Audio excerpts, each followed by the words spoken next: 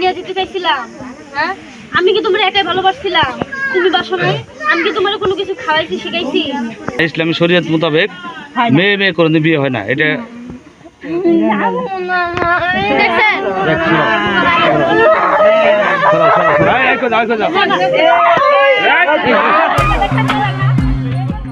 জামালপুরে বিয়ের উদ্দেশ্যে কয়েকদিন ধরে নিখোঁজ থাকার পর উদ্ধার হওয়া দুই তরুণী জানিয়েছেন তারা একে অপরকে বিয়ে করতে চান। এই ঘটনাকে কেন্দ্র করে এলাকা জুড়ে ব্যাপক চাঞ্চল্যের সৃষ্টি হয়েছে। সমকামী বিয়ের অভিযোগে পুলিশ তাদের আটক করেছে বলে জানা গেছে। জামালপুরের দিকপাট ডিকে স্কুলের ১০ম শ্রেণীর ছাত্রী আশামণি গত ৭ই মার্চ সকালে শিক্ষক মিন্টু স্যারের কাছে প্রাইভেট পড়তে গিয়ে আর বাড়ি ফেরেনি। দীর্ঘ সময় অতিবাহিত হওয়ার পর পরিবার বিভিন্ন স্থানে খোঁজাখুঁজি করেও তাদের সন্ধান পায়নি। নিখোঁজ ছাত্রীর মায়ের অভিযোগ, প্রতিবেশী ২০ বছর বয়সী সাদিয়া দীর্ঘদিন ধরে তাদের বাড়িতে যাতায়াত করতেন। সাদিয়ার আচরণ সন্দেহজনক হওয়ায় এর আগে তাকে আশামণির সাথে মিশতে নিষেধ করা হয়েছিল। আশামণি নিখোঁজ হওয়ার পর থেকেই সাদিয়াকেও এলাকায় খুঁজে পাওয়া যাচ্ছিল না।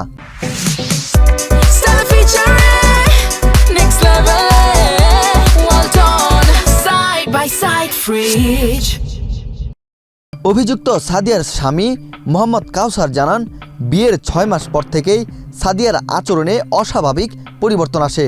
সে মাথার চুল কেটে পুরুষের রূপ ধারণ করে চলাফেরা শুরু করে।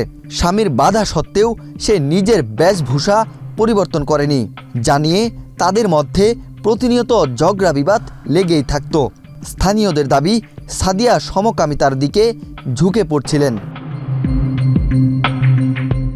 এদিকে পরিবারের অভিযোগ, সাদিয়া প্রলোভন দেখিয়ে স্কুলছাত্রী আশামণিকে অপহরণ করে নিয়ে যান।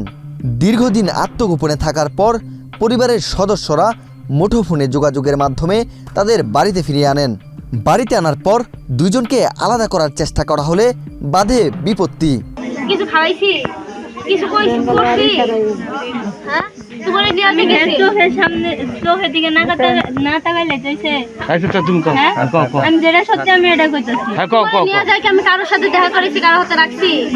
তোমার কি পাথর করে চিন্তা পাতি তুলছি? হ্যাঁ, তাহলে হেরা যে কিছু কইতেছে তুমি কিছু কও না, ঘরে বসে থাকো খালি। আমি আমার এনে কিছু করার সুযোগ দিছে, এটা কোন? আপনারা এই যে দেখছেন, আপনারা ওর কথাটা নেওয়ার চেষ্টাই করেন নাই, খালি তো সবটাই আমার উপরে তুইলা দিলেন।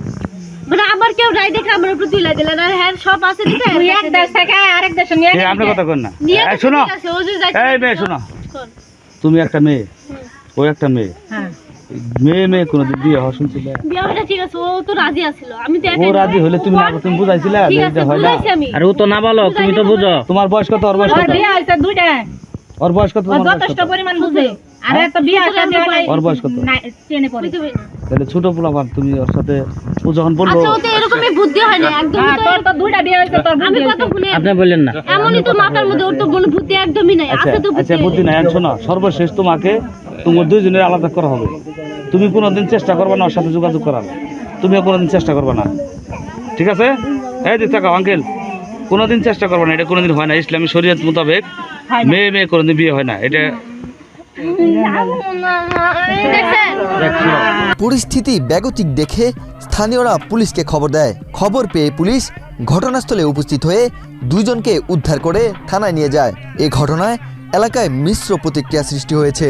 পুলিশ জানায় বিষয়টি তদন্তাধীন রয়েছে এবং আইন অনুযায়ী পরবর্তী ব্যবস্থা গ্রহণ করা হবে।